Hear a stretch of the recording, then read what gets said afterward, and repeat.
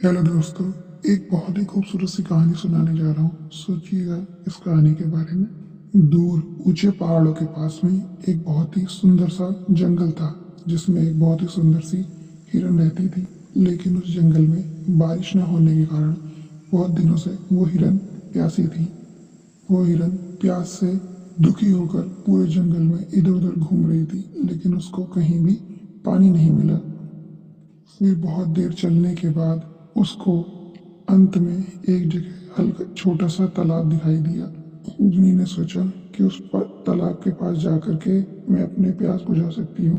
तो हिरनी उस तालाब के पास जाती है, देखती है कि वहाँ पे उसके पीने के लिए पानी है।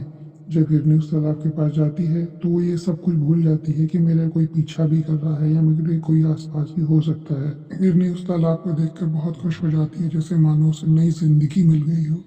फिर हिरनी उस तालाब के पास जाती है और उस तालाब के पास जाने के बाद जैसे ही वो पानी पीने के लिए तालाब के पास में बढ़ने लगती है तो वो अपने एक और देखती है तो एक भयानक शिकारी उसका पीछा कर रहा था। वहीं दूसरी तरफ एक खतरनाक शेर उसके पीछा कर रहा था और जंगल के सारे हिस्से में आग लग गई थी। अब उस हिरनी के पास बचने के लिए कुछ भी नहीं बचा था।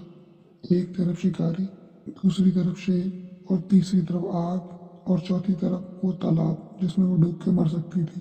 ये सब देखने के बाद हिरनी की जितनी प्यास थी सब मर गई और उसको अपनी जिंदगी का मोह लगने लगा कि मैं अब बच नहीं सकती, क्योंकि भगवान ने उसको सभी तरफ से घेर दिया था और बचने की कोई उम्मीद ही नहीं थी।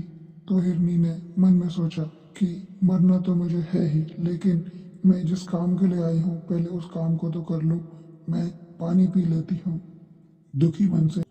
जैसे ही हिरन ने पानी पीने के लिए अपना सर नीचे झुकाया, वैसे ही शिकारी ने तीर छोड़ दिया और वो तीर सीधे उसके सिर से बचकर आगे बढ़ रहे शेर के पीठ पर लग गई। शिकारी के तीर को देखकर शेर ने हिरन को छोड़कर शिकारी के ऊपर अपना झपट्टा लगा लिया और शिकारी को दौड़ाकर जंगल में मार दिया। और बहुत देर बीतने के बाद भी हिरन ने जब शेर को अपने पास नहीं देखा तो वो वहां से जाने लगी। थोड़ी देर बाद बादल गरजे और बारिश हो गई जंगल में, और जंगल में लगी हुई सारी आग बुझ गई। अब हिरन अपनी प्यास से दुखी भी नहीं थी तथा उसको नई जिंदगी भी मिल गई थी। इसलिए दोस्तों, हमें अपनी चुनौतियों से और परेशानियों से कभी भी परेशान नहीं होना चाहिए, बल्कि जिंदगी हमें नए मौके ज़रूर देती है। हमें बस उन मौक़ों को इंतज़ार करना चाहिए और अपनी ज़िंदगी की सभी परेशानियों को साइड रखकर अपनी ज़िंदगी को आराम से जीना चाहिए। धन्यवाद।